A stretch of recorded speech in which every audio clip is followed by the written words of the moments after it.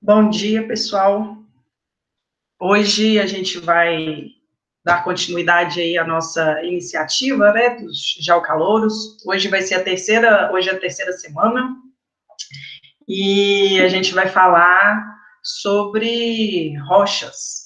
Nosso convidado especialíssimo, né, é o professor Leonardo Alckmin, né, que é mestre em evolução crustal e recursos naturais na área de concentração, petrogênese pelo FOP e graduado em geologia pela Universidade Federal de Minas Gerais. Atualmente, ele é professor assistente na Universidade Federal dos Vales do Jequitinhonha e Mucuri, no campus de Anaúba, no curso de Engenharia de Minas. Então, Léo, com muito, né, muito feliz que a gente te recebe aqui para falar um pouco, né, desse tema, de uma forma, né, principalmente aí para os alunos iniciantes, né, claro que todos são bem-vindos aqui, mas para os alunos iniciantes, para ver, né, para conhecer um pouco mais sobre, né, esse tema que é tão importante para a gente aí do curso e outros cursos também, né, afins, como geografia, né, engenharia de Minas e tal. Então, seja bem-vindo, bom dia a todos. Antes, né, da gente iniciar, aí no chat dessa vez a gente vai colocar um formulário para preenchimento de presença, porque na última palestra teve dúvidas quanto ao certificado, então agora, a partir de agora, a gente vai colocar para depois, no final, a gente emitir o certificado, tá? Das lives, e também peço para que todos mantenham o microfone desligado, e quem tiver alguma dúvida, né, pode escrever no chat, que no final da palestra a gente vai fazer as perguntas para o Léo. Né? Então, Léo, seja bem-vindo. Bom dia. Bom dia, Alice. Bom dia a todos. Muito obrigado pelo convite. Eu fico muito feliz de participar dessa iniciativa, né? Quando a Alice me contou como funciona essa história de trazer um pouco das informações da geologia para os calouros, a gente sempre viu isso como uma atitude, né? Uma ação muito importante, porque nos primeiros períodos a gente fica muito na parte das exatas, dos SECs, matemática, física, química, e a gente fica muito desassociado do verdadeiro tema de estudo da geologia, né, e das áreas das geociências. Então, é com muita satisfação que eu venho participar desse evento. Eu prometo que eu não vou falar muito, indo contra a minha natureza de falar sem parar. Vocês podem puxar a minha orelha. A gente vai tentar fazer aqui uma interação bem dinâmica. A gente tem um quiz no final. Fiquem aí até o final. A gente vai fazer bolo junto. Vai ser um pouco diferente, talvez. Eu espero que vocês aproveitem e que vocês participem. E hoje a gente vai falar um pouco sobre o ciclo das rochas. Então, deixa eu carregar a minha apresentação. Beleza. Eu espero que todos estejam vendo. Eu não estou vendo que meu computador começou a piscar. É uma maravilha. Bom, ótimo. Então, a gente vai começar a falar aqui, pessoal, do ciclo das rochas. De onde vêm? Para onde vão? O que comem? Como se reproduzem? Aonde vivem? Hoje, no Globo Repórter. Mentira. As rochas, como todos os outros elementos do nosso planeta, quiçá do nosso universo, eles têm uma origem e eles têm uma história. E essa história fica registrada em tudo aquilo que a gente consegue observar, que a gente consegue analisar. Então, entender o ciclo das rochas é uma pergunta que surge desde quando a gente começa a entender o nosso planeta. O que são rochas? De onde que elas vêm? Para que elas servem?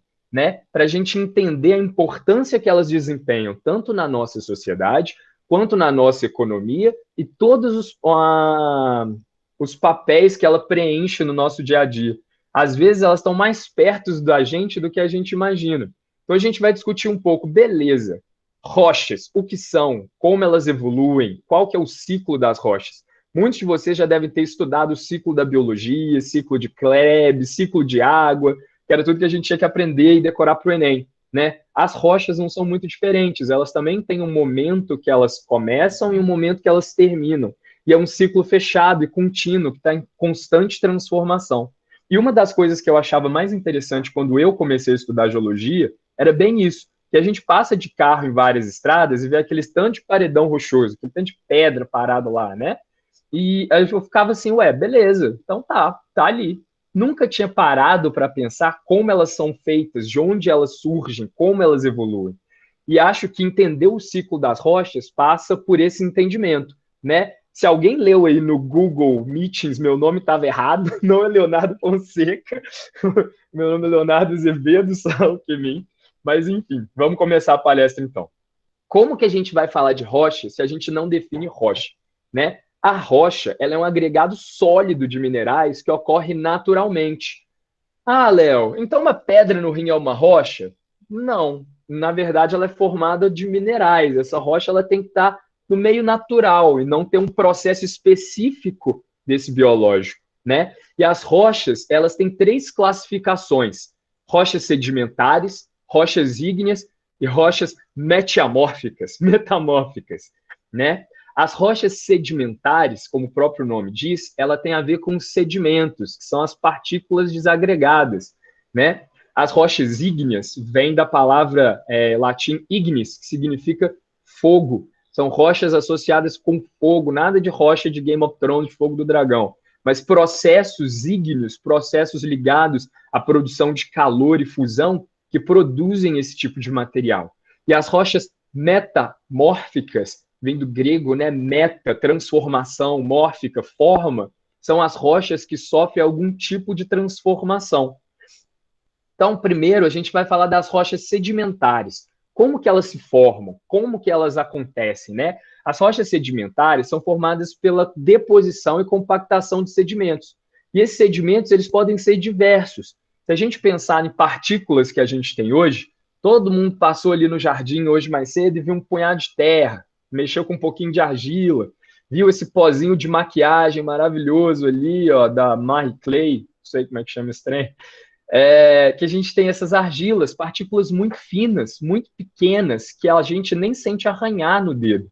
E esse tipo de sedimento a gente trata como argila ou silt. Vocês vão aprender mais para frente essas classificações, esses nomes bonitos. Mas entender que esse tipo de partícula existe é importante.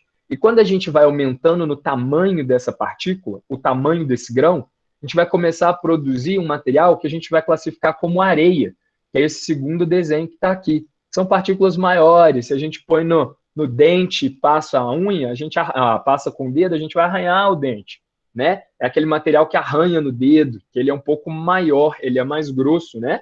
E a gente encontra isso muito em quais tipos de ambiente? Na praia, se alguém aqui já teve a oportunidade de ir, em algumas barras de leitos de rio, a gente vê essa quantidade de areia, né? Depois a gente passa para um material mais grosso, mais heterogêneo, mais variado. São, tá vendo? Vários fragmentos de tamanhos diversos, formas diversas e composições diversas. Essa mistura de materiais e esses tamanhos maiores, a gente vai classificar como seixos, grânulos, matacões, que são as partículas que vão formar rochas que a gente vai chamar de rudito. Vocês vão aprender mais para frente que é um tamanho maior do que a areia, né? E onde que a gente pode encontrar esse tipo de material? Encosta de montanhas, deslizamento de terra, às vezes no fundo dos rios. Beleza. Mas será que existem só esses materiais? Não, existem materiais químicos também, né? As partículas de sal, por exemplo, que existem no mar, que ficam dissociadas, transportadas de maneira iônica no mar, elas também se depositam em algum lugar. Se alguém já teve a oportunidade de ver uma salmoura secando no litoral, a gente sabe que quando a água vai evaporando, sobra uma quantidade de sal, né? E esse sal que sobra, ao longo dos anos, ele vai formar uma nova rocha, um novo tipo de sedimento para evoluir até uma rocha, né? Então, ali a gente tem uma outra condição de formação de sedimentos, que são esses sedimentos químicos. A gente tem também a mistura de todos esses sedimentos, tanto os químicos quanto os clásticos, né? A palavra clástica se relaciona aos grãos. E quando a gente tem essa bagunça toda, a gente pode trabalhar esse material, essas granulometrias todas juntas, de forma que elas fiquem bem arredondadas, bem brilhantes, bem alisadas, mas sem muita separação do tipo do material. Vocês percebem que nessa última foto a gente tem várias cores, vários brilhos, vários tamanhos. O tamanho é mais ou menos o mesmo, né? Mas várias composições diferentes. Então, quando a gente está depositando esses sedimentos, a gente tem um trabalho em cima deles, né? E a gente, nesse caso, não separa por composição. E a última imagem que a gente tem aqui é um trilobita, famoso fóssil da era cambriana, né? Que acontece com essa Big Barata, né? Os fósseis, de uma certa forma, quando os animais morrem, eles tendem a cair por gravidade, se for no mar, no leito do mar, se for num pântano, no fundo do pântano, se for num deserto, eles ficam deitadinhos lá na areia, e com o passar dos anos, aquela camada daquele animal que sobram os ossos vão sendo cobertas por areia, por argila, por sedimentos químicos, e esse processo vai levar à preservação e formação desse fóssil. Mas pensa comigo, se a gente tiver um tanto de concha, que também um dia fossem animais, e eles todos morressem juntos, não ia formar uma camada completamente feita de conchas? Então, esse tipo de material são os clastos, né, os grãos orgânicos, porque eles têm origem orgânica. Então, a gente pode ter os bioclastos, que são grãos de origem biogenética, né? E quando eu estou falando aqui dessa deposição de sedimentos, não é uma coisa que acontece de hoje para amanhã. É um tempo profundo, que dura bastante tempo, que a gente vai chamar aqui de tempo geológico. A gente não está falando de 1000 anos, a gente está falando de milhões de anos, bilhões de anos. E aqui, só para ilustrar essa formação aqui do lado, né, a gente tem diversas camadas alinhadas umas com as outras. No princípio básico da geologia, a gente diz o seguinte: o que está mais novo está sempre em cima, e o que é mais velho está sempre embaixo. E isso é verdade para as deposições sedimentares que não tenham sofrido nenhum tipo de alteração. Porque pensa comigo, o que começa a depositar primeiro vai ficar por último na sequência. E o que começa a depositar por último vai ficar primeiro na sequência, mantendo uma lógica cronológica dessa escala de tempo e mostrando aqui para a gente, nessas variações, uma história toda diferente para cada pedacinho dessas camadas sedimentares. Então, aí a gente abrangeu o universo das rochas sedimentares. Então é daí que vem essa historinha. Vamos para o próximo. Rochas ígneas formadas pelo fogo, né? Targaryen, fogo e sangue. Só se for para sangrar o nosso planeta lá do magma de dentro dele. Então vamos lá. As rochas ígneas, elas são formadas pela cristalização do magma. O que é o magma? A gente fala muito de magma, né? O magma é essa lava que a gente vê assim, escorrendo de vulcão? Não exatamente, né? O magma, ele é um pacote rochoso, é uma massa de rocha. Ela não é toda fundida, né? E ela está em estado sólido, na verdade, mas ela vai se fundindo em alguns pedaços, formando essa parte mais que tem uma viscosidade um pouco menor e consegue fluir com mais facilidade, né? E esse magma, quando ele começa a resfriar, ele começa a cristalizar e ficar sólido. Existem locais específicos que esse magma pode aparecer, né? Em profundidade, que é onde as rochas ígneas são formadas, lá embaixo, na parte do manto superior, da crosta inferior, ali a gente atinge temperaturas muito altas e consegue produzir esse magma, e ele pode ter vários caminhos. Se a gente vir aqui pelo Krakatoa, né, que já estourou esse ano maravilhoso, 2020, né, que já estourou esse ano, já teve erupção, a gente vê a lava escorrendo por cima dele.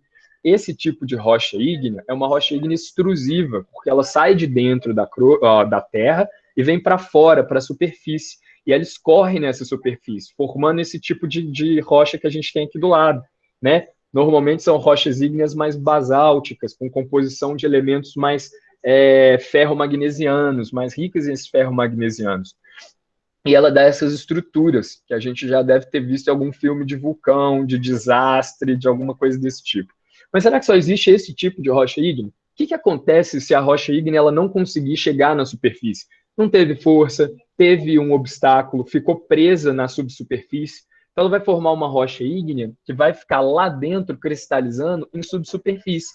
A perda de temperatura na subsuperfície é muito lenta, né? Então a rocha ela vai resfriar com muito mais tempo, com muito mais tranquilidade do que na superfície em contato com o ar. E esse tempo prolongado permite que a gente forme minerais maiores, né? Minerais que vocês trabalharam aí com o Rodson já na última palestra, né? Tá todo mundo sabendo que os minerais estão compostos nessa rocha aqui. Então, eles têm tempo para cristalizar, eles formam com muito mais calma, são grãos maiores, né? Então, a gente tem esse tamanho maior. Então, formam rochas do tipo graníticas, né? Granitoides, que são parecidas com granito, que elas têm essa a granulação um pouco maior, tá? E o outro lugar que a gente ainda pode formar essas rochas ígneas é na separação das placas tectônicas. Eu não sei se a Maria abordou isso na palestra dela, né? E acho que vocês já devem estar cansados de ouvir da teoria de placas tectônicas, mas quando a gente separa duas placas, a gente cria um espaço de alívio de pressão. E a temperatura ali no contato já está realmente mais elevada. Se eu alivio a pressão, se eu tiro a pressão, aquele material que está ali embaixo vai fundir e vai chegar na superfície. Isso a gente encontra na Islândia, por exemplo, onde a gente tem a separação no meio do Oceano Atlântico, nas dorsais mesoatlânticas, e forma esse tipo de coluna, que é um basalto colunar, bonitinho. Então, só de eu ver esse tipo de textura, de composição de rochas, eu já consigo contar uma história diferente das rochas sedimentares. Isso não tem a ver com a deposição ao longo do tempo, sabe? Isso tem a ver com o tempo calmo, isso tem a ver com a turbulência da aceleração do aumento de temperatura, da intrusão com a presença de voláteis e a explosão que vai variar pela concentração de água, gás carbônico e outros fluidos presentes nesse magma, né? Existem ainda pontos especiais, são os pontos quentes, hotspots, que é parecido com a formação na ilha do Havaí. A gente tem formação de rochas ígneas lá também. E o terceiro tipo, né, que são as rochas metamórficas. Eu acho que todo mundo já está de olho aí no Toblerone, porque quarentena é sobre comer, né? Eu nunca vi comer tanto durante essa quarentena, mas vou falar um pouco das rochas metamórficas. Essas rochas metamórficas, elas são formadas pela mudança, né? Transformação. E os principais fatores que afetam a transformação das rochas são a pressão e a temperatura. Mas é importante lembrar que, diferente das rochas ígneas, elas não fundem, né? Elas estão em estado sólido o tempo inteiro. Então, o que acontece? Se eu estou esquentando demais e botando pressão demais, aquilo ali vai transformar, né? Muito parecido com um bolo, quando a gente tem aquela massa de bolo batida e coloca no forno. O aumento da temperatura vai transformar aquela massa batida numa coisa diferente, né? Da mesma forma que se eu apertar uma massinha, um chiclete, ele vai deformar na minha mão. E essas deformações têm um lugar e uma história também na formação dessas rochas. Para mim, a coisa mais interessante é imaginar que uma rocha pode dobrar como um papel, se você aplicar a pressão e a temperatura na quantidade certa. Então, aqui a gente tem alguns exemplos dessas rochas metamórficas, né? Aquela ardósia maravilhosa para escorregar em dia de chuva, bater com a bunda no chão. Os quartzitos, que contam as histórias sedimentares bonitinhas, mas depois são submetidos a pressão e temperatura variada, então ele vai consolidar cada vez mais. Um gneiss, que tem essa separação aqui, ó, camadas mais claras e mais escuras, que é pelo excesso de metamorfismo, né? A pressão e a temperatura agindo juntamente nessa rocha, a gente consegue separar os materiais. Então, aqueles materiais de composição mais claras ficam alinhados e os materiais de composição mais escuras ficam alinhados. Aqui eu não tenho a formação de um magma levando a migração desses materiais, né? É apenas a ação do metamorfismo. E por último, esse último pedação branco aqui, que não tem nada a ver com nada, né? É difícil ver rocha na foto, né, gente? Rocha mineral é bem difícil de trabalhar mesmo. Mas esse último aqui é o mármore, que é aquela alteração do calcário. E aqui eu coloquei para ilustrar a rocha metamórfica o Monte Matterhorn, que é o Monte do Toblerone, famoso para tirar foto. Não fui lá, tá? É só da internet mesmo. Porque é formado nos Alpes franceses. E os Alpes franceses são uma amostra de rochas metamórficas atuantes hoje, que é a colisão de duas placas continentais, gerando essa cadeia de montanhas muito altas, né? Então vamos conversar um pouco, Léo, o que isso tem a ver com o ciclo das rochas? Já vamos puxar o Google Earth, que a gente já aprendeu na primeira palestra, e vamos olhar para um rio nosso, um rio brasileiro, o rio Amazonas. De olhando para esse rio, a gente já começa a ver que ele não está com essa cor de água bonitinha, azulada, ele está todo marrom, todo marrom. Por que será que esse rio é marrom? A água é marrom? Vocês já pararam para pensar nisso? Claro que não, né? A água ela é marrom por causa da sujeira que tem no rio. O que é essa sujeira que tem no rio? São as partículas de sedimentos transportadas no rio, tanto em suspensão, como ionizadas dentro dele e como pelo arraste mecânico da força das águas. né? Então, o material ele pode ser dissolvido, carregado, fica boiando, ou ele pode ser arrastado pela força das águas. A gente acompanhou as enchentes que tiveram aí no começo do ano e viu o quão forte é o poder da água. A gente tem visto os tsunamis levando as casas, a força que eles carregam, né, para dentro das estruturas. E com os sedimentos e as rochas não é muito diferente. Elas vão sendo trabalhadas constantemente até que as partículas se desassociem do material rochoso e sejam transportadas para algum lugar. E sobre o transporte, a gente pode falar de duas coisas principais: o relevo e a energia desse transporte. Por que isso influencia? Claro que existem outros fatores, existe da composição, do clima e uma série de outros fatores que vocês vão estudar ainda mais para frente. Mas o que eu queria mostrar aqui para a gente é que a gente está vendo uma migração de fluxo da água. Então, as partículas de sedimento, elas não estão vindo de qualquer lugar, elas estão sendo carregadas por esses rios, né? Então, elas saem lá da origem do rio e fazem o caminho todo até desaguar no mar, que é o principal lugar. Ah, Léo, esse sedimento vai sempre para o mar?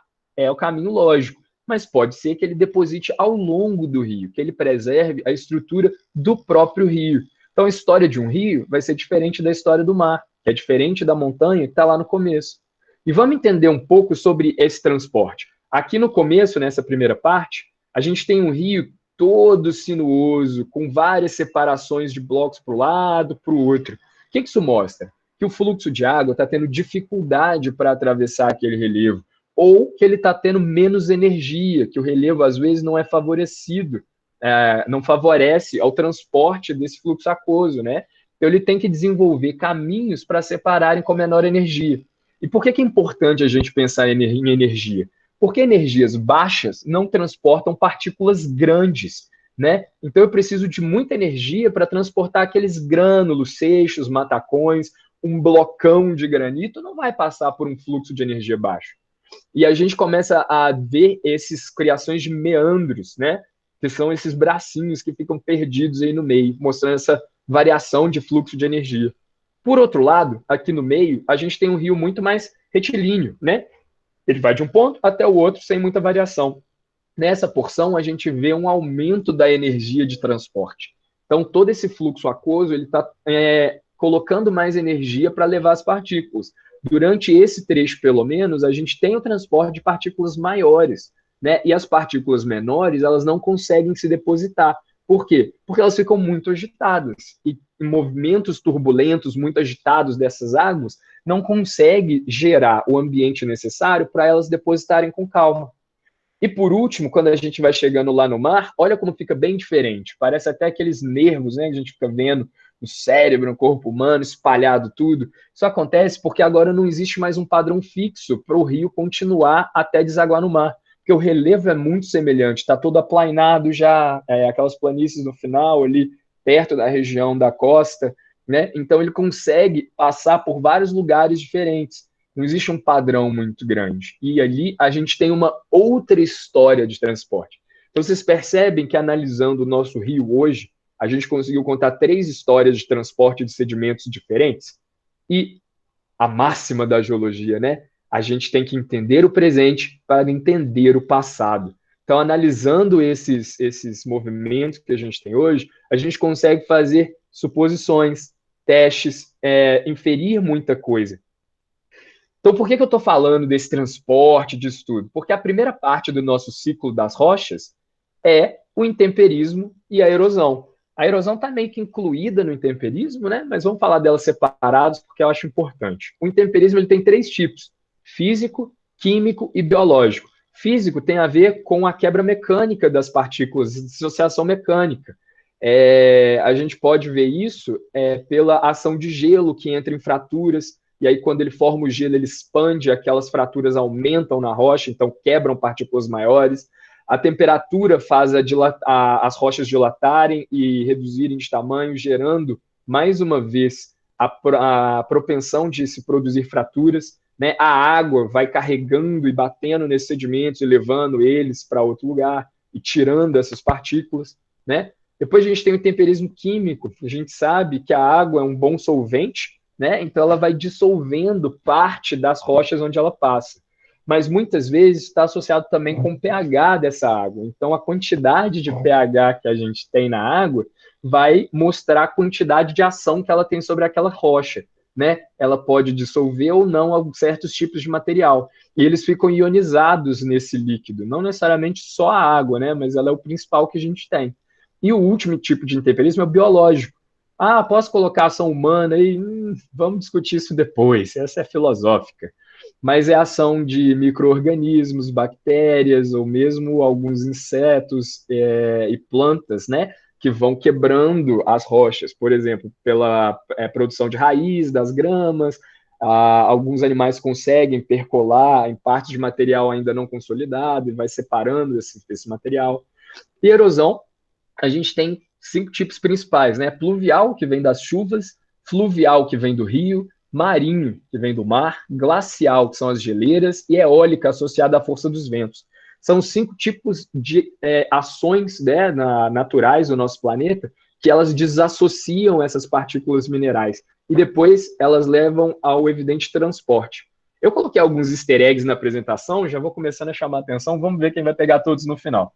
Então, o ciclo das rochas começa com a destruição e separação de todo aquele material rochoso que a gente tem em superfície, a transformação deles em pequenas partículas sedimentos para que eles possam ser transportadas até o fluxo final. E o objetivo final é chegar no lugar onde tem a menor energia, né? Que aí as partículas não são mais transportadas, mas elas são depositadas. Então, é chegar a um centro, a um depocentro de uma bacia sedimentar.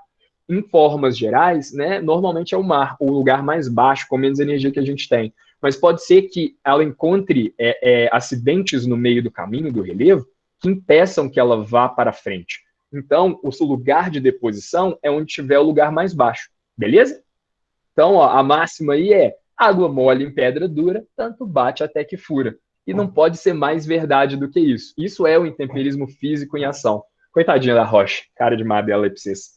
Então, vamos entender um pouco de como que esse intemperismo atua, né? Esses são lugares reais do nosso planeta. Aqui, primeiro, a gente tem as capelas de mármore no Chile, na Patagônia chilena. Ela é formada, principalmente essa formação rochosa aqui, são calcários, né? São rochas de formação química, em geral, e a ação do mar, tanto da força das ondas, quanto da própria diluição dessas rochas, né? A solubilização desses minerais, vai gerando esses buracos, essas cavidades, e vão entrando, formando essas estruturas. São muito famosas, são muito bonitas. Essa aí eu tive a oportunidade de visitar, vale a pena demais. Passar um frio absurdo no barquinho, e nem pode entrar na caverna, mas assim, é um momento único. Esse é o tipo de ação que a gente tem, tanto da ação química, do intemperismo, quanto da ação das ondas, né? Aqui do lado, a gente tem o Árbol de Piedra, no altiplano da Bolívia. Famosa essa amostra aqui, deve estar em primeira imagem, se você procurar aí, ó, erosão eólica no Google. Você pode ver aqui embaixo que a gente tem uma porção grande da rocha aqui dentro, em cima, e aqui embaixo a gente tem um troncozinho.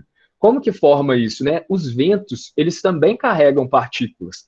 Como a gente pode ver nesse deserto, a gente tem o deserto aqui, né? Cheio de areia. O deserto é associado à areia. Então, imagina um tanto de partícula de areia sendo levada por ventos a altas velocidades, batendo na rocha.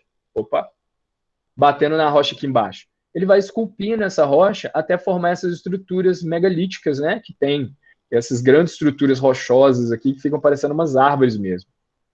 Aqui embaixo a gente tem a geleira Perito Moreno. O gelo, eu não sei se vocês têm essa dimensão na cabeça, porque no Brasil é bem difícil da gente ter gelo, né? Muito, muito raramente, só se for no apocalipse desse ano mesmo.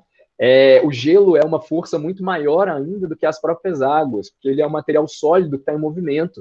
Então ele consegue carregar coisas ainda maiores do que os rios, por exemplo. Blocos muito grandes, sem muita seleção, sem muito retrabalho. E quando elas estão se movendo pelas montanhas, elas vão escavando os vales que eles passam, né? Essa aqui é a geleira de Perito Moreno, que está, né, acabando muito rapidamente, mais que a gente espera, mas ela mostra esse tipo de intemperismo também. E aqui, ó, só para a gente mostrar o transporte, esse é o Delta dos Ganges, visto pelo Planet Observer, é outro tipo de satélite que a gente tem para acompanhar visões do espaço, lá na Índia, famoso. E a gente vê claramente as águas turvas, né, mostrando aqui que elas estão carregando uma série de sedimentos que não estão vindo dessa região, mas lá de dentro do continente. mostrando que existe esse transporte, né? Os sedimentos, eles não são simplesmente formados e ficam lá bonitinhos. Alguns até ficam, mas a gente vai estudar isso depois. Mas a grande maioria é transportada até um lugar onde a energia é um pouquinho menor.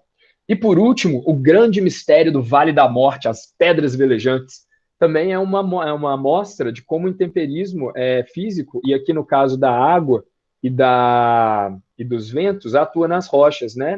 Nesses pedaços de rochas soltos no deserto. O que acontece? Quando a gente chega durante o dia, formam-se pequenas lamínulas de milímetros de água na superfície, e à noite, quando o deserto atinge temperaturas muito baixas, ela congela, né? E aí, quando chega de dia de novo, o que acontece com essa camadinha de gelo fininha? Derrete e vira um grande lona de sabão para essas rochas se deslizarem. Então, se o vento sopra elas um pouquinho, é como se fosse um trenó, e vai formando esse tipo de estrutura que aqui a gente encontra, né? São o mistério das rochas velejantes. Vamos para o próximo passo, né? Sedimentação, e já falando um pouquinho de erguimento e exposição. Então, depois que a gente transporta, a gente tem que sedimentar. Já puxando aí para os jogadores de LoL e Pokémon, né? O que a sedimentação ela faz? O que é essa sedimentação? É a gente pegar um pacote de rochas, de sedimentos que foram formados e transportados durante o primeiro processo do ciclo, e eles chegam num lugar onde tem tanta baixa energia que eles vão sedimentando, eles vão caindo, decantando. Como um copo, quando a gente mexe de água, ele fica mais de boa, tranquilo, formando várias camadas bonitinhas, preservando fósseis, formando camadas de areia, preservando a história dos desertos, formando camadas de lama, preservando as histórias de pântanos ou de lagos, formando camadas de rochas com muitas variações granulométricas de composição, mostrando a história de geleiras, por exemplo. Em qualquer momento da história a partir de agora, pode acontecer a aplicação de força mecânica, né, das rochas. O que é isso? A litosfera está em constante evolução. Então, as placas tectônicas elas estão se afastando ou se aproximando.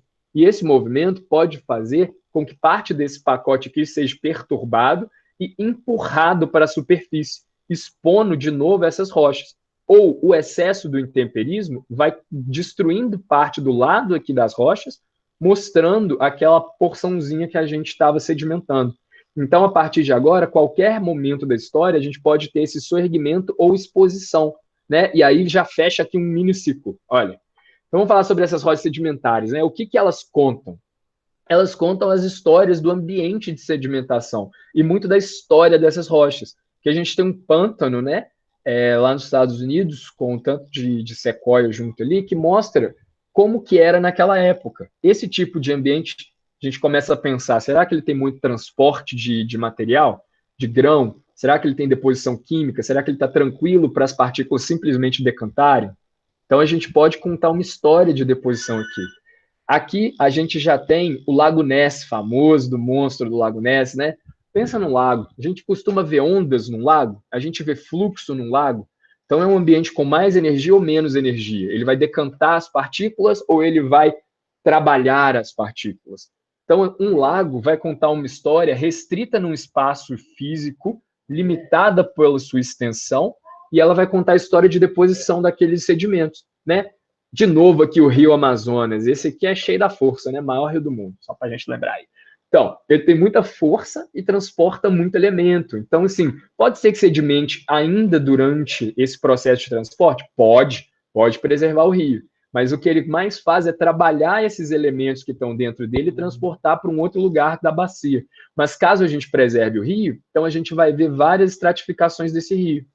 Aqui a gente tem o deserto, né? Bonito, deserto Saara, cheio das montanhas de areia, as dunas, bastante ação do vento, pouca ação da água. Então, rochas formadas de areia vão contar essas histórias de deserto. Mas será que é só no deserto que tem areia? Não. A gente tem areia na praia, tem na barra dos rios. Então, aqui a gente tem a praia de Barra Grande, porque eu sei que ninguém está afim de ir para a praia, ninguém está com saudade de viajar, né, minha filha? Então, aqui a gente tem uma outra história de deposição de sedimentos. A gente tem as ondas do mar trabalhando as barras de areia, a gente tem a areia organizada em forma de barra, não é mais esse mar de areia.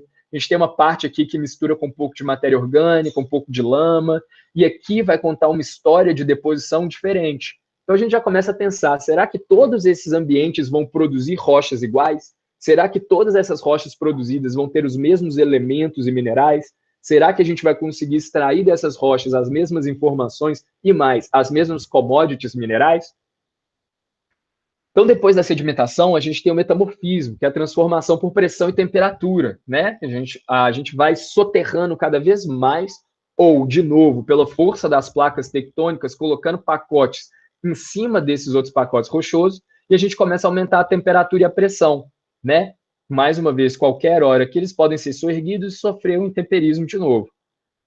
E quando a gente fala de metamorfismo, a gente está falando de uma briga, como se fosse o dia e a noite, a luz e o sol, temperatura e a pressão, né? Elas estão sempre disputando para ver quem atua mais. Por quê? A temperatura, ela vai esquentando mais os minerais, então ela permite que exista uma mobilidade química maior dentro do próprio mineral. Então ele pode se recristalizar com mais facilidade, ele pode aumentar o seu tamanho, tende a aumentar a granulometria das rochas, né?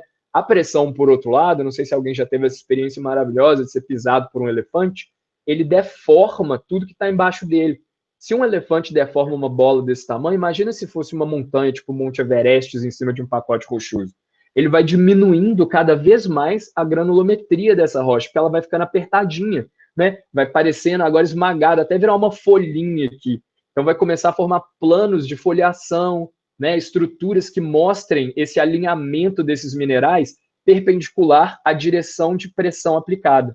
E é uma competição porque quanto mais profunda a gente vai na crosta e depois também no manto, né, a gente aumenta os dois, temperatura e pressão, mas uma hora um deles tem que ganhar. E aí quando a gente fala de rochas metamórficas, a gente tem aqui um que ninguém nunca quis ter na casa deles, que é o mármore Carrara, baratíssimo, acho super tranquilo de colocar, que é a transformação das rochas calcárias. Rochas calcárias, né, formada pelos aqueles carbonatos de cálcio que são dissolvidos na água e depositam com tranquilidade, né? A gente tem aqui rochas formadas chamadas esteatito, rochas sabão, né, sem piadinhas. Rocha sabão, que é muito clássica para fazer estátuas, né? Grandes estátuas e monumentos, porque eles são formados de um mineral chamado talco, que ele tem a dureza muito baixa, ele é muito friável, fácil de ser esculpido. Aqui a gente vê a ação da pressão numa rocha, né? Esse aqui é um Augengneiss, que é a formação por excesso de pressão em alguma coisa que parece um granitão, tá vendo? Que está sendo apertado e esticado pelos lados. Então, essa pressão vai alinhando esses minerais e fazendo com que eles fiquem parecendo essas lentezinhas puxadas aqui, beleza? Aqui a gente tem uma rocha que talvez não esteja tão legal para ver, mas vocês estão vendo essa cor azul, né? Essa cor azul é muito associada com rochas formadas em metamorfismo de alta pressão, porque ela gera minerais característicos dessa coloração azul, que tem na sua composição o sódio, que não é tão comum nesse tipo de rocha.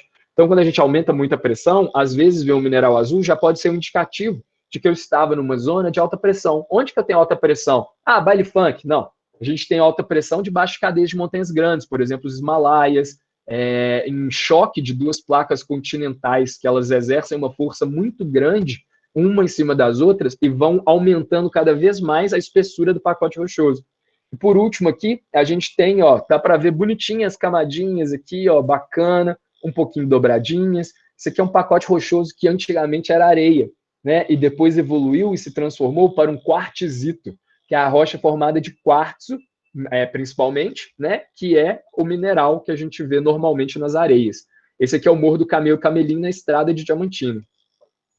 Beleza, Léo. E as rochas ígneas e o magma? Como que acontece isso? Então, para os jogadores de Pokémon aí, a gente tem o aumento constante da temperatura, vai chegar a um ponto que, claro, depende de vários fatores, mas a rocha não consegue mais só deformar em estado sólido.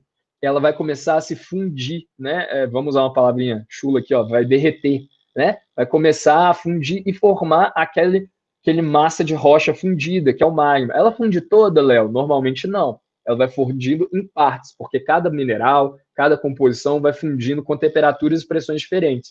E aí, beleza, tem o magma lá, tranquilo aqui, firme aqui embaixo no manto, né? Ou na crosta inferior. O que esse magma vai fazer? Ele tem duas opções. Se ele estiver muito nervoso, muito estressado, cheio de pressão, ele vai conseguir subir, claro, se houver caminho para ele, até a superfície e vai conseguir extrudir, formando as rochas ígneas extrusivas. Se não tiver caminho e ele se assentar lá dentro na crosta mesmo, no manto superior ou na crosta ainda, ele vai ter tempo para solidificar com calma, criar cristais grandes, vai formar essas rochas granitóides, esses granitos grandes. Léo, se eu começar, parei aqui, tranquilo, e aí, de repente, por algum motivo, aumentou de novo a temperatura e pressão lá em cima, ela volta, metamorfiza e pode ou não fundir mais.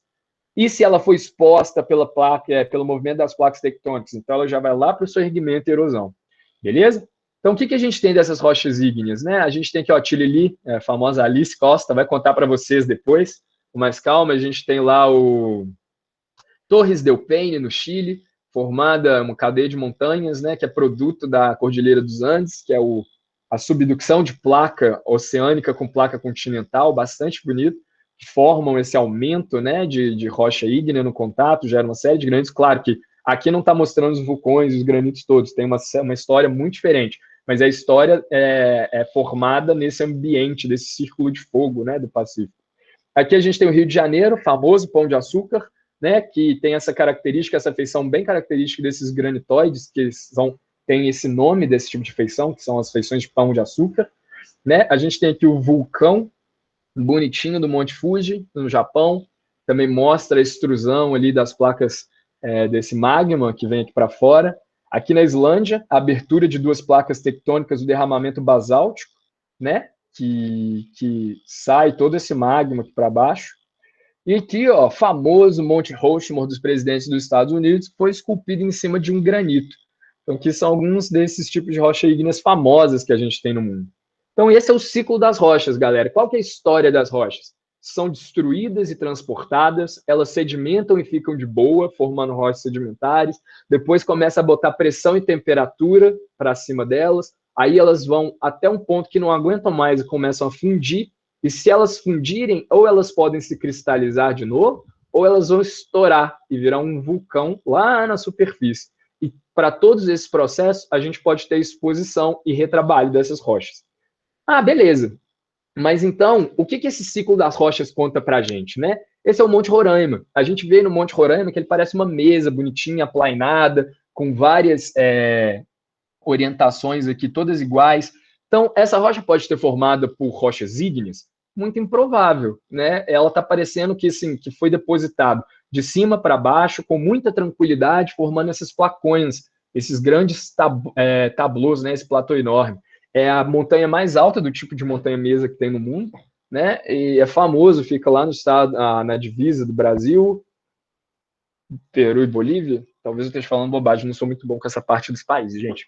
Mas ele fica lá no norte do país, lá para Roraima, né? Monte Roraima. Aqui a gente tem um campo que vocês ainda vão fazer do Pico do Itacolomi. Qual que é a história do Pico do Itacolomi? Todo mundo consegue ver aqui comigo, ó, que a gente tem diversas estruturas bonitinhas, bem demarcadas e alinhadas nessa fotografia. Então a gente olha para o pico e a gente já começa a imaginar, não, isso aqui não está muito retinho, está meio inclinado, parece que foi para cima de algum lugar. O que isso pode significar? Que houve um retrabalho pelas forças tectônicas, que houve algum empurrão e cavalgamento, que houve alguma transformação nessas rochas, e elas não estão mais na maneira original que elas se depositaram. O Pico do Itacolomi, né, ele é formado ali, é um pacote principalmente de quartzitos, e os quartzitos são as transformações das rochas que vieram de sedimentos de areia, né? Então, a história desse Pico do Itacolomi está ligada a uma sedimentação em ambientes que provavelmente tinham alguma areia e depois sofreram metamorfismo, beleza? E esse Cristo Redentor aqui, né? Estátua famosa no Rio de Janeiro, ele também tem uma origem, né? Ele tem uma história.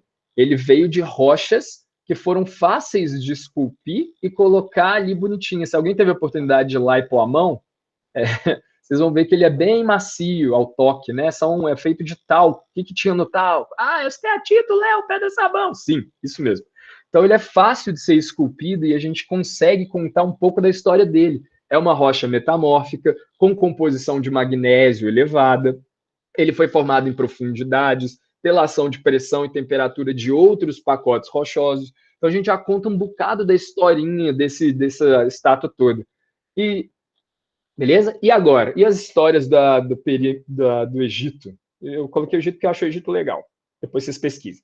O Egito, ele é muito maneiro. Olha só, no meio de um deserto, no meio do nada, tem uma estrutura desse tamanho gigante. São os alienígenas do passado? Não. Isso é tudo um processo de engenharia, né? Quando a gente vai nas câmaras do faraó, a gente vê diversas peças de granito que vêm de origens muito longes. A gente tem blocos de calcário de toneladas altas empilhadas aqui e um granito esbranquiçado no topo, com indícios de alguma foliação de ouro. A esfinge que fica tomando conta lá, a gente já vê que ela é toda bonitinha, esculpida aqui, ó, tudo organizado, planinho, um em cima do outro. Se a gente analisa essas rochas, a gente conta dessas histórias desse povo antigo também, né? A esfinge, ela foi esculpida em loco, foi em local, aqui in situ, né? Ela não foi transportada, diferente das pirâmides, foram vários blocos transportados, contando a história de uma série de pedreiras aqui perto, ou não, e que a gente pode contar da história geológica desses blocos, né? Mas para que serve, né, entender essa história? É porque é legal? Muitos disso é porque é legal, mas existe uma aplicação na nossa sociedade. Por exemplo, o petróleo, ele não vem pronto em barris de petróleo nos tanques dos postos de gasolina. A gente tem que saber onde é que ele fica. O óleo e o gás, eles são formados, né, em condições de maturação de matéria orgânica em locais onde existem porosidade efetiva para que esse óleo e gás permeie por entre a rocha. Então, faz sentido eu falar de óleo e gás em rochas ígneas? Não, não muito, né? Porque não tem buraco nessas rochas. As rochas sedimentares, por outro lado, olha como é que elas estão tão bonitinhas e acamadadas. Será que não tem nem um buraquinho aqui no meio? Será que entre os grãos das rochas sedimentares não ficou uma porosidade?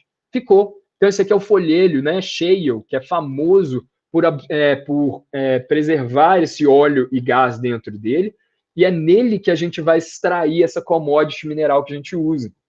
Então, o que é importante eu entender o ciclo das rochas? Para saber onde que eu vou buscar na pesquisa mineral esse tipo de rocha, se o minério que eu estou buscando, né, a commodity é o petróleo e o gás, e não faz sentido eu ir em escudos cristalinos, rochas mais antigas, nem nada disso.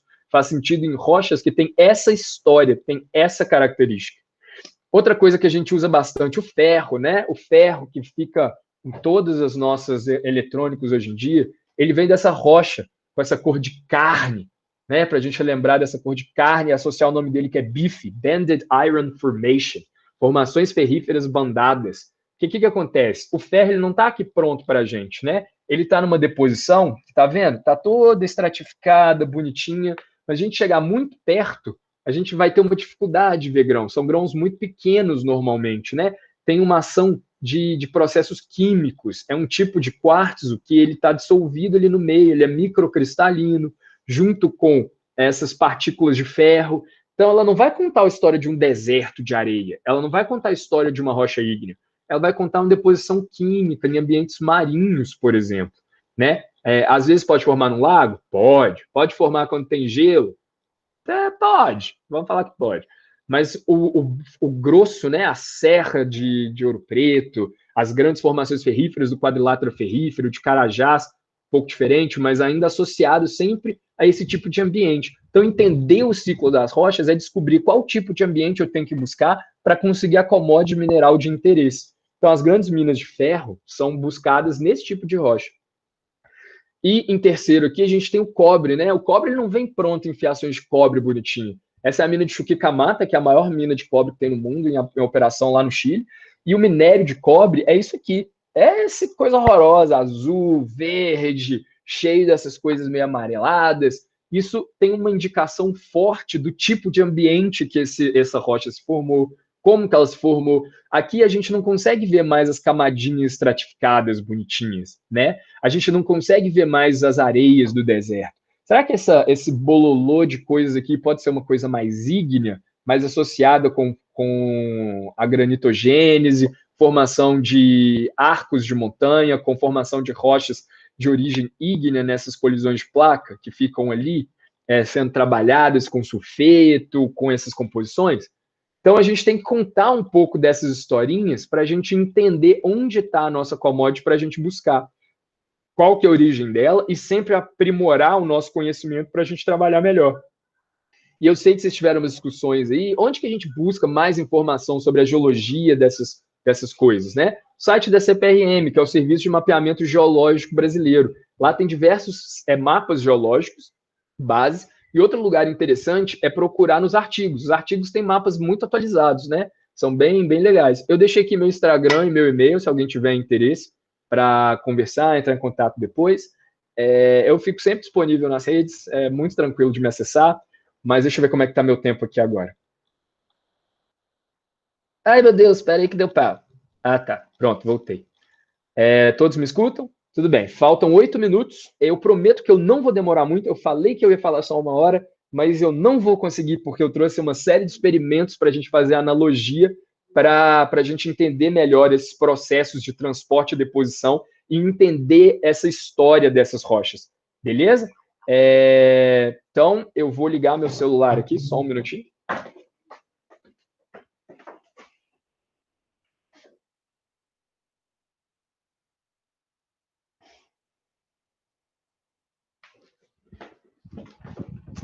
Vou desligar aqui meu microfone. Me dá 1 segundo.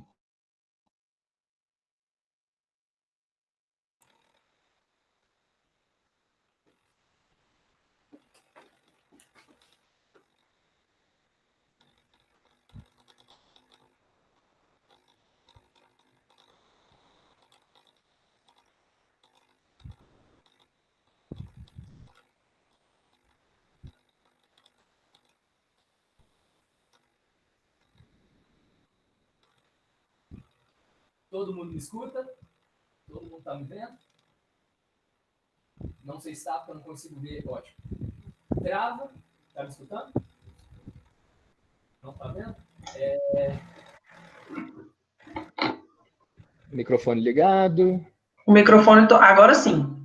Todo mundo me escutando? Sim. E vendo? Ah, sim, ótimo. Agora sim. Trava o pininho, foca aqui comigo e vamos brincar um pouco de mundo de Bikman. Eu trouxe algumas coisas para a gente fazer uns experimentos, para a gente entender um pouco desse transporte de rochas e como funciona. E porque eu fiz bolo, eu cansei de falar, quarentena é sobre comer e eu vou comer mesmo, e desculpa aí. Então vamos lá, a gente falou um pouco sobre os processos de transformação do rio. Eu trouxe aqui umas amostras do jardim daqui de casa, né? Não sei se vai estar focando. Olha o blogueirinho. Então aqui, ó, a gente tem um pouco de terra e eu trouxe 2 rochas principais aqui. 2 pedaços de seixo grande, tá vendo? São maiores e mais pesados do que as outras partículas. Então vamos ver o que acontece. Se a gente tem um relevo plano e esses sedimentos foram formados dessa maneira, qual que é a história de deposição delas? Eles vão ser depositados com tranquilidade, na base onde tiver menos energia. Mas se a gente tem uma inclinação de relevo, o que a gravidade vai fazer com os pedregulhos maiores? Bom, vai chegar um momento que a gravidade vai puxar algumas partículas, principalmente as mais pesadas. Elas conseguiram ser transportadas pelo detalhe da caixa? Não, só um. Tá dando eco? Só 1 minuto que tá dando eco.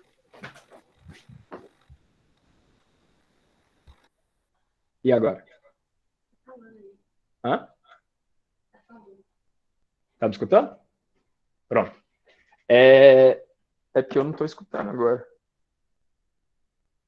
Mas você tá escutando aí do celular? Tilili, dá um oi se tá escutando o celular. Tá dando para ouvir, tá ótimo. Ótimo. Então, ó, o que acontece? O que acontece se a gente tem chuva, se a gente tem rio, se a gente tem alguma coisa? Essas partículas que antes elas estavam presas pela gravidade, elas começam a ser transportadas para a parte de baixo, né? E essa parte de baixo que vai ficar... Ah, aqui não vai dar, senão eu vou fazer muita bagunça e eu não tô afim de sujar muito minha casa. Ela vai transportar para a parte mais de baixo que tem aqui e vai deixar só uma partezinha lá em cima, tá vendo? Que história conta isso para a gente no ciclo das rochas? A gente está falando de rochas ígneas, metamórficas ou de rochas sedimentares? Sedimentares, transporte em superfície, a gente representou aqui o relevo, as partículas, como é que vão todas, né? Quem aqui, a mãe, o pai, a avó, o tio, alguém já não falou, tá nervoso? Toma água e sal. Então, a gente tem aqui um grande solvente universal e um pouquinho de sal que a gente joga na água. Quando a gente joga o sal na água, não está dando para ver direito, né? Tem nada aqui. Por quê? Porque esse sal ele está ionizado e misturado nessa água, beleza? O que acontece agora se eu pegar uma grande quantidade do sal e fazer meu biscoitão de de água e sal, que é o famoso mar, né? A gente mistura toda essa quantidade de sal em água.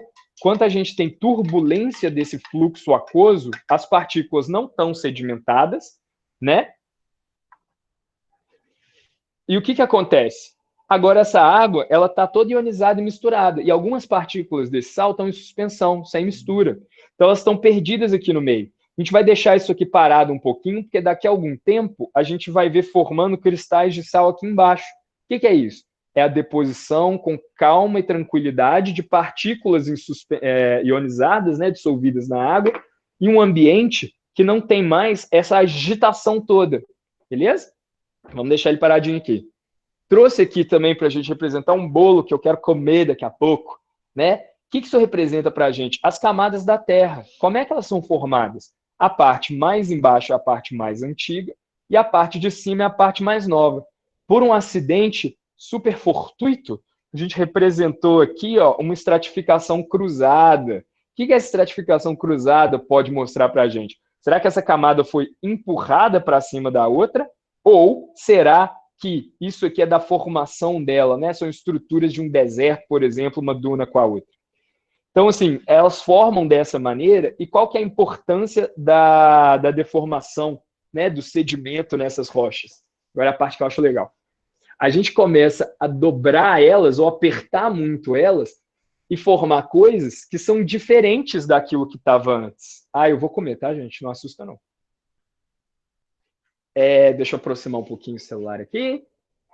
E o que acontece quando a gente pega essa camada toda e ela começa a apertar dos dois lados?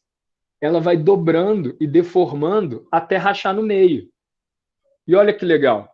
A estrutura que antes estava em cima, depois dobrou tanto que ela veio parar lá embaixo. Então, coisas mais novas, mais jovens que estavam lá em cima, naquela história de transformação delas, vão parar na parte de baixo, formando para a gente essas rochas metamórficas. A gente vai colocá-las em condições de pressão e temperatura diferente. E a última, só para demonstrar aqui, esse aqui eu não sei se vai funcionar muito bem, não. Funcionou a primeira vez, mas vamos lá. Aqui a gente tem um brigadeiro para representar o magma das nossas rochas. Aproxima para mim, por favor. Muito obrigado. Para representar o magma das nossas rochas, é uma câmara de magma, né? Cheia de pressão, colocada debaixo desse pacote. O que acontece se a gente colocar muita pressão debaixo desse pacote todo e apertar esse brigadeiro? Vocês imaginam o que vai acontecer? Todo esse magma vai começar a entrar por baixo da rocha, não vai? Essa é a lógica da pressão toda. Então, tudo que pode acontecer lá embaixo, ele está entrando. Léo, não estou vendo. Eu sei que não está vendo. Mas aí a gente vai tentar fazer agora golpe de mestre final. Vamos ver se vai funcionar. Então, ó, deixa eu aproximar um pouquinho para vocês verem. Esse pacote todo que a gente fez aqui, ó, ele entrou por um lugar que ele encontrou dentro da rocha e ele ficou cristalizado ali dentro. Essa é a influência das rochas magmáticas, né? O magma, ele vai entrando até onde ele consegue, para e cristaliza. Formam coisas desconexas, não tem a mesma orientação, e ali agora, se ele ficar aqui embaixo, ele vai ter tempo. Léo, faz um vulcão. Não, porque senão vai desperdiçar brigadeiro. Beleza? Então, essas são as maneiras como os processos eles vão, né, transportando esses sedimentos e trazendo eles para o lugar onde eles ficam. Ou o metamorfismo influencia na transformação das rochas, ou a rocha ígnea intrude pelas outras rochas. Eu vou fechar o celular e voltar para o computador para a gente terminar, beleza?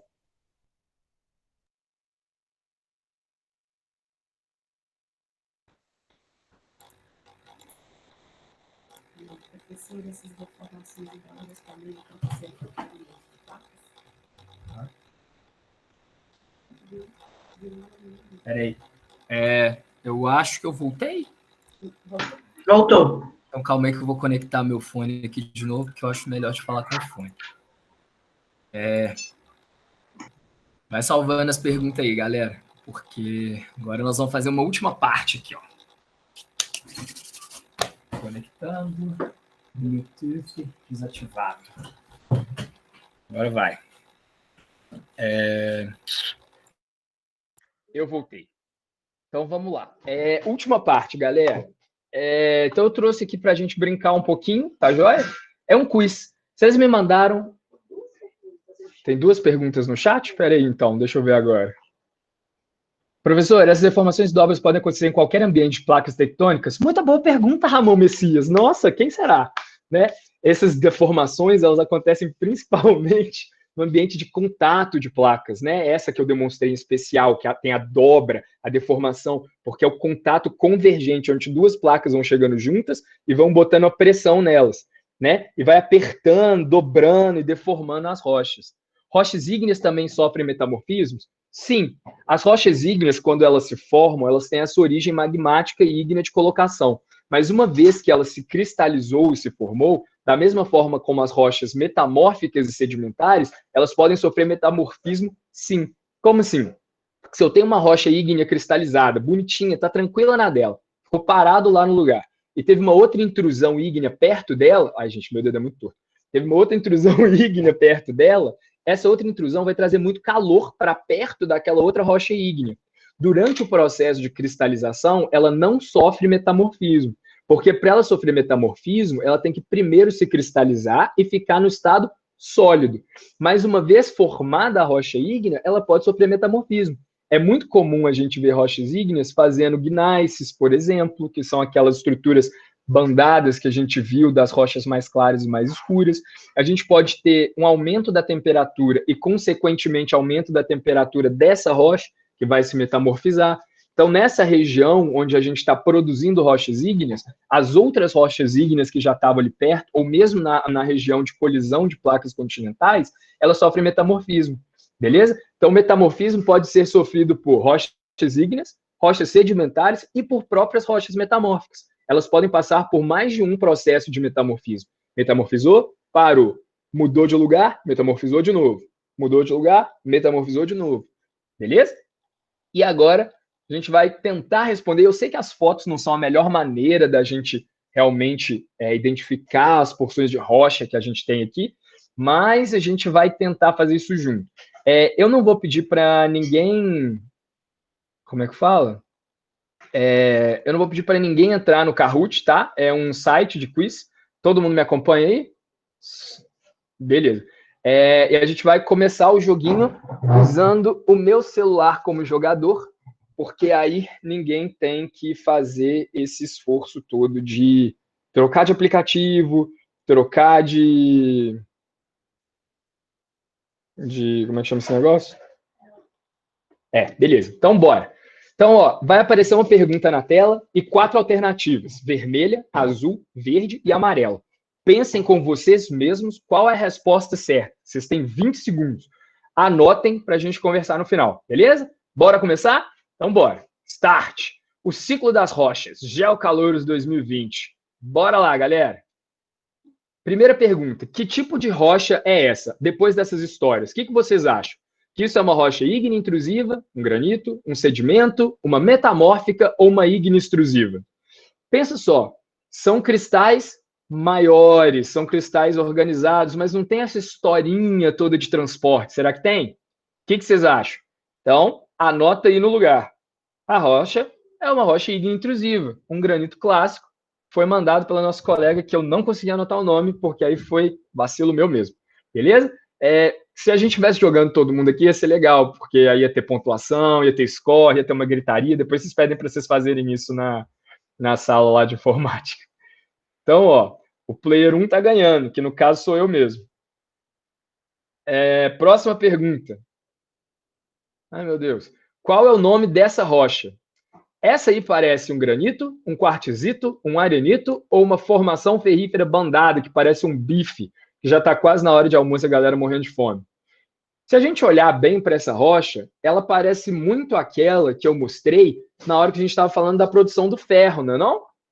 Então, provavelmente, é uma rocha de uma formação ferrífera bandada. A gente vê esses cristais minerais dos minerais que contêm ferro, que estão mais brilhantes, mais bonitinhos, né? Então, vamos para a próxima. Olha o player aí. Essa é uma rocha... Granítica, metamórfica, extrusiva, bonitinha. Bonitinha está certo para quem colocar, mas vamos começar a dar uma olhada. Tem uns minerais meio esverdeados, tem uma leve orientação de foliação aqui que está cortando a estrutura da rocha. Parece que ela sofreu uma certa transformação, não parece? Então essa é uma rocha bonitinha, não, metamórfica, provavelmente. Beleza? Vamos nessa, vamos dar sequência. Essa rocha é... Estamos sentindo a Eliana. Metamórfica, sedimentar, ígnea, não é rocha. Vamos dar uma olhada para ela. Olhando assim essa parte meio amarelada, tá parecendo aquelas areias de deserto, não tá? Só que elas estão muito perto, eu não estou vendo estrutura. E outra, tem esse outro mineral muito grande, bem formado. Então parece que aumentou a temperatura para formar um cristal maior, não parece? Então, se sofreu alteração por temperatura e tem mais a consolidação daquelas areias, essa é uma rocha metamórfica. Tranquilo? Essa granada, que é o mineral grandão, parece uma bolinha, é super característico dessas rochas. Verdadeiro ou falso? Essa rocha foi formada em profundidade na crosta terrestre. O que vocês acham? Alguém consegue ver alguma estrutura bonitinha? Não, sim, não, verdadeiro, falso? 10 segundinhos aí, ó. Vamos ver os minerais. Os minerais rosados, esverdeados. É uma coisa muito estranha isso aqui, não é? Bom, verdadeiro. Essa rocha não mostra de jeito nenhum daqueles transportes que a gente mostrou, da água, do deserto, do cálcio, de nada dessa profundidade, da superficialidade, né? As rochas formadas de superfície. Mas mostra uma coisa que parece um granito, uma coisa meio alterada, pode ser uma coisa mais... como é que fala? Mais alterada das rochas metamórficas, um granito alterado, que pode ser aquela rocha ígnea que sofreu metamorfismo, ou das próximas, os granulitos são formados em profundidade, as cores esverdeadas, se forem minerais mesmo, ou pode ser uma alteração, e se for alteração, aí já danou-se tudo, porque alteração, ou seja, hidratação de rochas, não é metamorfismo, beleza? Próximo. True ou false? Essa rocha é um quartzito e conta a história de um vulcão. Verdadeiro ou falso? Olha aí, bonitinho, quartzito, com as camadas formadinhas, foi transformado em pressão e temperatura, porque está mais bem consolidado do que só as areias, né? Toda formadinha, empilhadinha, bacana. Verdadeiro ou falso, então? Falso! Já viu o quartzito contar a história de vulcão? O quartzito não conta a história das areias, da praia, do rio, do lago, de onde a gente consegue encontrar esse tipo de material. O vulcão não é o Targaryen, fogo, sangue, vulcão, lava, cobre. Beleza? Vou passar. Sétima questão. O Grand Canyon, nos Estados Unidos, conta a história de um pacote de rochas. O que vocês acham de olhar na foto? Evaporito, um tanto de sal, magmática, granito, sedimentar, formada, empilhadinha com deposição tranquila ou metamórfica? O Grand Canyon parece que foi formado com tranquilidade, uma depositada em cima da outra. Existe, claro, uma história toda por trás dele, mas a grande maior parte dessas rochas são rochas sedimentares e contam a história do ciclo sedimentar das rochas. Oitava questão. O principal fator para fazer com que os cristais cresçam é pressão, temperatura, força ou acidez. Essa é o cristal, são os cristais da caverna de Nazca, se eu não me engano, famoso ali no Chile ou Peru, né? E o que faz com que um cristal cresça? Eu tenho que botar pressão nele ou eu tenho que dar mais temperatura e deixar ele ficar lá um tempo grande, né? E a gente viu nas nossas apresentações que a temperatura é o principal fator que auxilia no crescimento dos cristais.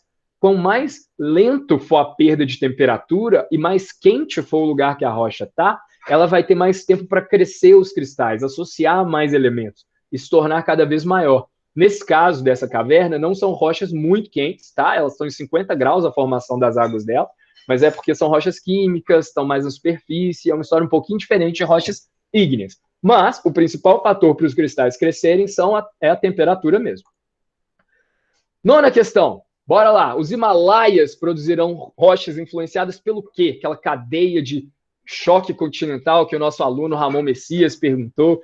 Ela vai ter temperatura baixa, alta umidade, pressão elevada ou baixa viscosidade. O Himalaia ele é formado no choque de duas placas tectônicas. Então, é um pacote inteiro de rochas batendo em outro pacote de rocha. Não sei vocês, mas quando duas coisas levam essa porrada muito grande, a pressão fica muito alta. Então, a gente vai formar rochas com pressão mais alta, né? A gente tem a tendência a encontrar uma questão de pressão muito alta lá naquelas rochas. E, por último, uma última curiosidade. Estava conversando com o Tilili ontem, viajando, né? Para a gente poder acabar a apresentação. Então vamos lá, galera. Onde os meteoritos entram no ciclo das rochas? E essa pergunta vai para o coração de vocês. É no fim dos tempos? Era em 2012, só que agora é 2020, porque nunca vi tanta desgraça no ano só? É na maldade? Eles nem entram porque eles não se misturam. Então, assim, apesar, né, dos pesares, os meteoritos são fragmentos de rochas espaciais, mas eles não entram no ciclo das rochas porque eles não fecham o ciclo. No máximo, eles causam metamorfismo de impacto, porque quando eles caem na Terra, eles aumentam muito a temperatura e a pressão onde eles caem. E localmente, eles geram essas transformações, mas ele não é uma coisa constante como o nosso planeta. Então, ele não entra no ciclo das rochas. E eu fui o grande campeão, claro, eu era o único participante. Eu vou parar de compartilhar a tela aqui e vou voltar para o Google Meets. Galera, a minha apresentação foi isso. Eu acho que foi bem simplificado. Eu passei 15 minutinhos aí do tempo, mas eu espero que vocês tenham se divertido, entendido um pouco o que é o ciclo das rochas e qual que é a importância para o ciclo das rochas, né? Eu agradeço mais uma vez pelo convite, Tilili, e obrigado a todos que ficaram até agora e que espero que vocês tenham curtido a apresentação. Abraço, galera. Ô, Léo, primeiro, te agradecer, né? Muito obrigada aí por ter disponibilizado o seu tempo e ter trazido para a gente aí uma live, né? Tão diferente, né? Que foi bem... Na verdade, você atendeu os objetivos que foi causar, né? Trazer a informação, né? Causar nos alunos essas curiosidades que você trouxe, né? E de uma forma muito divertida, com analogias, né? Os experimentos também que todos podem fazer aí nas casas, né, para treinar. Deu fome, né, porque a gente... Desculpa, eu esqueci de falar. Tentem fazer isso em casa, crianças. Deu muita fome, né, vontade de comer bolo, mas enfim. E importante também, né, falar que dentro da geologia, né, na área das geociências, você trouxe para a gente, pô, sacanagem lá. Muita sacanagem. Mas você trouxe para a gente também, né, essas informações, e aí mais uma parte, né, desse ciclo de palestras da parte básica, né, da geologia, né, a gente começou a ver as tectônicas de placas, mineralogia, agora as rochas, dentro do curso, né, a partir do curso, a gente começa a identificar, né, as áreas, né, que a gente gosta, mas muitos gostam de todos os tipos, né? Alguns já vão para, não, eu curti mais das rochas sedimentares, então vou trabalhar na área de sedimentar. Eu vou trabalhar na área de ígnea, né? Que até o pessoal fala rocha mole e rocha dura, né? Eu, por exemplo, sou das rochas, né? Gosto das rochas sedimentares. Né? Sempre gostei durante o meu curso de graduação e acabei seguindo por essa área, né? Tem gente que já adora metamorfismo, né, de alto grau e tal.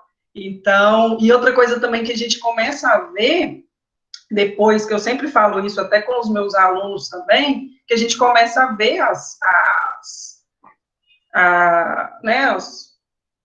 paisagens, tal, de uma maneira diferente. E também na nossa casa, né, que quando a gente aprende os tipos de rocha, a gente começa a ver, né, cada, tipo, piso, as pedras, né, tipo, das mesas e tal, do banheiro, você vai andando e vai, nossa, olha isso, né, vai andando, não é muito interessante isso, né. O verdadeiro lugar do final do ciclo das rochas são as nossas casas, as nossas cidades, os nossos carros, é lá onde elas vão parar, né, no metal das nossas ligas de aço, do computador, do celular, na estrutura do cimento, da parede, de todos os lugares que a gente usa. O mundo hoje ele não existe sem a mineração e sem esse estudo dessas rochas, né, desses elementos minerais que a gente tem que levar, claro, de maneira sustentável, para que o planeta continue existindo depois da gente. É isso mesmo. E tem a parte também das rochas, né, que é essa que até a gente mandou lá no grupo, o pessoal mandar das casas, tal, que são das rochas ornamentais, né, que é outra área também, que, né, de atuação do geólogo, do engenheiro de Minas, né, a gente aprende, por mais que a gente vá na marmoraria, né, e tudo lá é granito, granito branco, granito, mas a gente vai ver que nem tudo é granito, né, tem diferenças, no curso também a gente vê isso, né, que tem até quais os tipos que são mais indicados para colocar em bancada, em área externa, em área interna, e por aí vai, né, além da beleza somente, mas assim, muito, muito bom, o pessoal está elogiando aqui muito, né, ótima apresentação, falou que dando parabéns pela didática, então foi muito bom mesmo, mais uma vez, quero te agradecer, né, por ter disponibilizado o seu tempo vindo aqui, né, engrandecer aí nosso projeto para os alunos iniciantes. Quer falar mais alguma coisa? Não, eu só queria falar que eu me diverti bastante, eu adorei. Não, foi ótimo. Muito divertido mesmo. Eu acho muito legal. Se alguém tiver alguma dúvida, quiser conversar, não deu tempo no chat, fiquei na curiosidade. Hoje eu estou dando aula no curso de Engenharia de Minas, lá em Janaúba, no norte de Minas, né? Isso é quase na Bahia, na Universidade Federal dos Vales do Jequitinhonha e Mucuri. Então, assim, hoje eu estou com uma visão maior do mundo da mineração mesmo, da parte mais da engenharia de Minas, mas claro que a gente não perde as raízes. Então, eu acho que a conversa ela é sempre sadia, e todo mundo que quiser manter contato, tem curiosidade, quer saber de alguma coisa, achou interessante, pode mandar mensagem, pode mandar e-mail, pode entrar no meu Instagram, siga lá, dê like, ative o sininho. Não, pode seguir lá, dá seguidor. É isso aí, Léo. Então, beleza, gente? Muito obrigado. Eu espero que vocês curtam bastante as palestras, aprendam, que atice a curiosidade de vocês, porque a geociências é uma das ciências mais bonitas que existem, é um dos cursos mais completos, se a gente for pensar assim, que a gente estuda a história dos nossos planetas, de uma certa forma, parte dos seres vivos, qual que é a origem disso tudo, para onde isso tudo vai. Então, no fundo, não é só a história do planeta, é a história de todos nós. A gente tem que entender onde que a gente está pisando. Aproveitem bastante o curso, perguntem bastante, não tenham vergonha, procurem os professores, procurem eles onde eles estiverem disponíveis, por chat, por e-mail. Não tem pergunta burra. Burro é não fazer pergunta. Eu fiz um jargão.